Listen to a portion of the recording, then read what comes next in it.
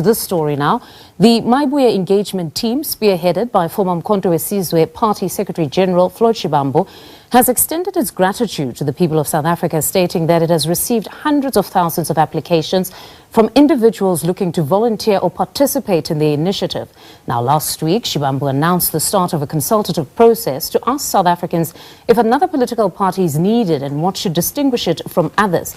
Well, Floyd Shivambu joins us in studio this afternoon to give us an update on the process they're embarking upon and to also provide further clarity on some of what he revealed at the press conference from last week. Mr. Shivambu, good afternoon. Thank you for joining us. Good afternoon, and good afternoon to listeners and viewers of SABC. No, it's a pleasure to have you with us. Now, we saw that post that media briefing, as a Maibuya engagement team, you have gone on to indicate that you have been inundated with applications of people who want to volunteer. Just talk to us about how the process is unfolding now. No, look, after the press conference which we held on the 19th of June, we then later on got to issue an invitation to volunteers who would form part of the consultation process, and we have received tens of thousands of people who got to volunteer from different provinces. All right. We have a pledged commitment to say that they want to form part of the consultation process, but it appears that a substantial number of those are already saying that let us start a political party, but we don't want to take that decision yet. We're still going to get to meet with traditional leaders, with religious leaders from all corners of South Africa to get a clearer perspective as to just what should distinguish a political movement if we were to start such as an alternative to the existing political movements in South Africa. So we are in the process of listening and consolidating a process in terms of what we're going to do. This coming Friday, we're going to hold a press conference to announce the National Consultation Team, which is going to crisscross all the 54 districts of South Africa, all the 257 sub-districts, which are municipalities, and all the 9 provinces and all sectors to listen to the people as to just what should constitute a differentiating factor of this movement to the existing political movements in South Africa. And it's so far so good. Okay. It's a humbling experience. Like we didn't anticipate that we'll get the number of people who got to pledge solidarity, and both young and old, from different sectors of society. And what is also quite satisfying and humbling is that the people come from different political parties, like literally from all political parties, from the ANC, from the DA, from the EFF, and of course a substantial number from Umkhonto weSizwe. Like we have got very senior leaders, former leaders, that black have applied leaders, to be volunteers. Yeah, very former senior leaders who occupied very senior positions in government, who have pledged solidarity to this particular process and say that we should proceed in terms of what happens. And also we got a lot of invitations from traditional leadership councils, Amakhosi, Zinkosi, Tihosi, Bokosokolu, and everyone else who said that please come and appraise us of the process so that we can have contribution as well as to what is to be done. And we're quite humbled by the commitments that we got to get from different sectors of society. And we are genuinely listening.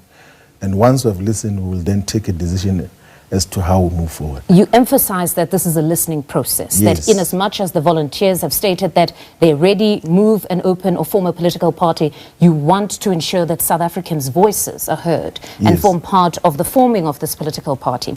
Now, I quickly went to your profile on social media. It says Pan-Africanist, socialist, and of course you're a Marxist scholar.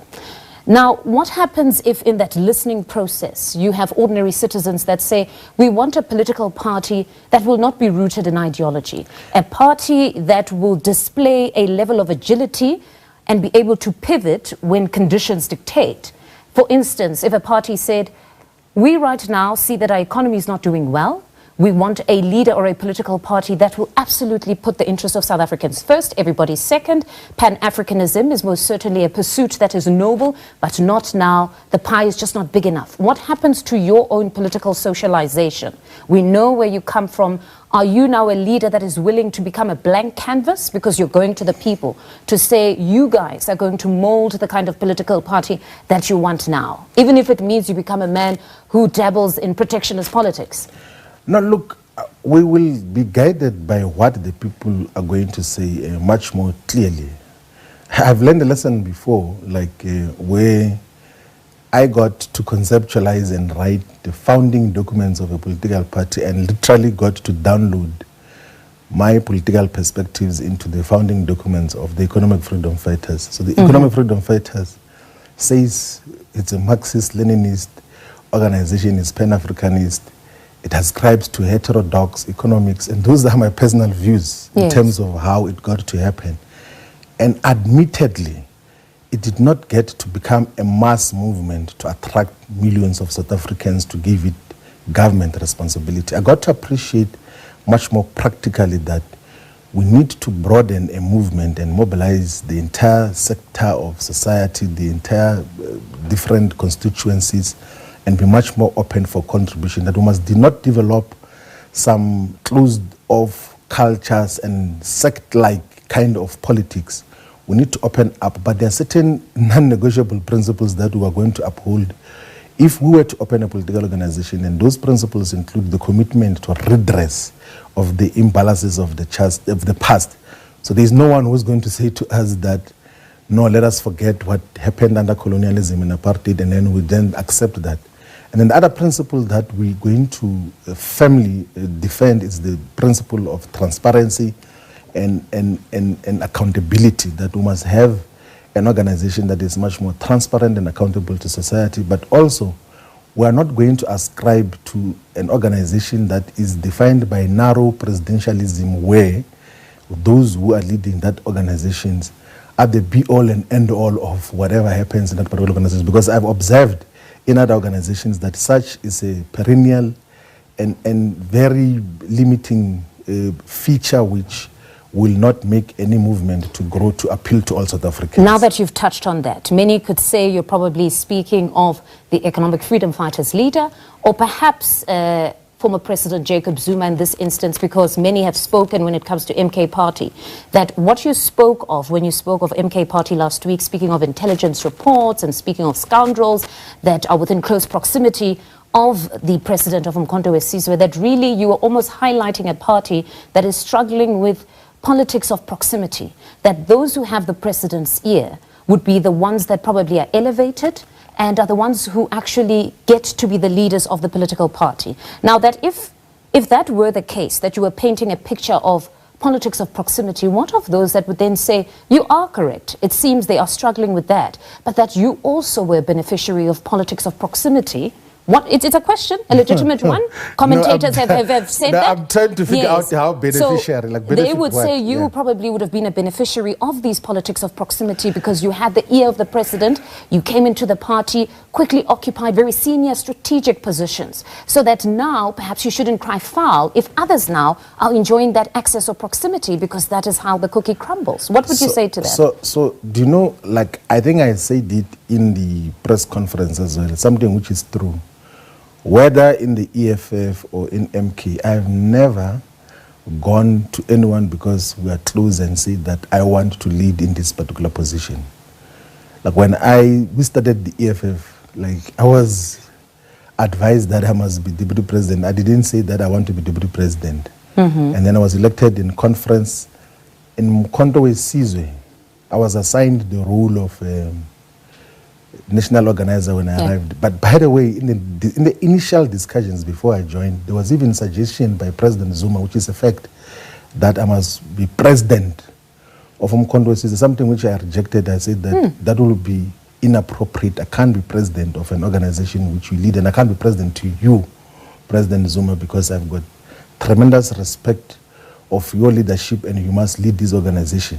And even the role of Secretary General, President Zuma is the one who called me here in Johannesburg at a hotel to say that we are thinking of making you Secretary General.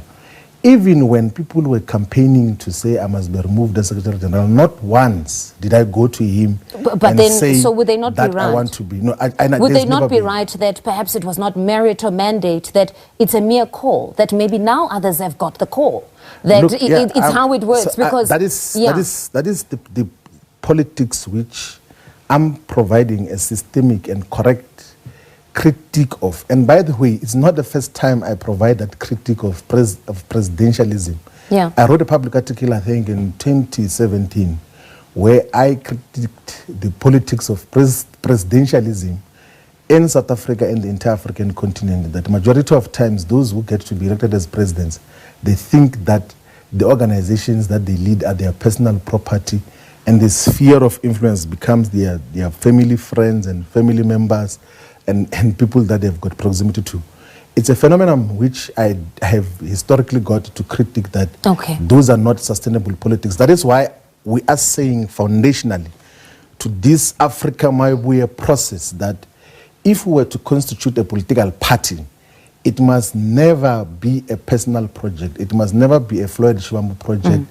If, by the way, majority of South Africans say that let us constitute a political movement and its founding president must be someone else other than myself, I will gladly accept that. In the interest of time, Mr. Shivambu, and I profusely apologize. I wish we had more time with you. My other question is on the EFF. You have repeated that it is a cult. You even made an example on another platform that what used to happen, which many would have seen, is that at press conferences, it would be only the leader that would speak and the other leaders, the top leadership, would not get an opportunity to speak. Now, given that you hold such strong views about the economic freedom fighters, are you now not perhaps almost giving credence to at least some of what MALEMA has stated, that there was never a genuine call when Mkhonto weSizwe Party wanted progressive forces to unite, because you now felt or held or harbored these views that that was a cult? Why then would there have been a call by Mkhonto weSizwe or yourselves to say we want to unite all progressive parties, we believe that we all can wage some sort of a strong war against perhaps the ANC or the Democratic Alliance? So right now, are you not proving them right, that you held these ill feelings towards them? Why would you have wanted to unite with a cult to say progressive forces must come together? No, look, I still uphold deeply a conviction that all progressive forces and black political parties should unite to pursue a common agenda, because including a cult. The aspirations. Look, cult is an individual at the top there, but the membership of MK, the membership of ANC, the membership of EFF, the membership of ATM hold the same aspirations. What then becomes a difficulty is the individual leaders. So you would have isolated him, meaning he would have said he was right. Yeah, when we talk about unification of progressive forces, we're talking about organizational unification of aspirations as to how do we commonly pursue the same agenda, because we represent the same constituencies. If Africa Mabuya becomes a political party, it will fervently and relentlessly pursue the unification of all progressive forces if there's no decisive majority given to Africa Mabuya as a political party.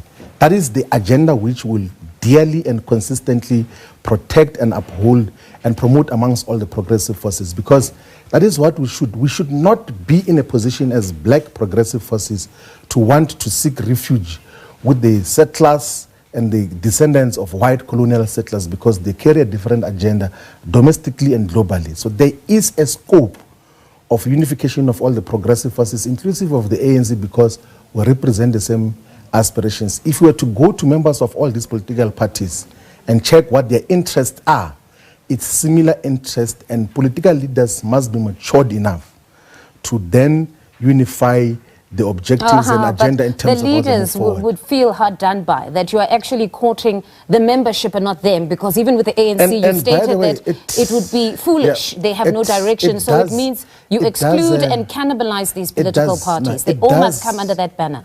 It does for them happen. at least, it would look like that.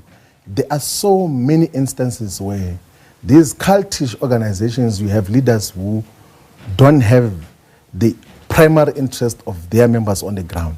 And that is what we're trying to move away from. That is why we are thinking and we're consulting on the possibility of constituting a different political movement, because those that are supposed to represent their constituencies are not representing their constituencies, they are representing themselves. And they are representing their own personal interest and their family interest, and that is demonstrated with how they manage the internal resources that are meant to benefit their own organizations. Mr. Shivambu, I really profusely apologize. I wish we had more time. Unfortunately, I'm already being told, but hopefully soon enough we'll get more progress on how this initiative is going as the listening session continues, and maybe you'll give us an outcome exclusively on the SABC of whether a political party is coming. Thank you very much. That's fine. We will tell the whole of people of South Africa as to what is to be done, and it will be a fruitful outcome of what we're dealing with. Thank you very much. Thank you very much for joining us on the show. And that's where we leave it, ladies and gentlemen.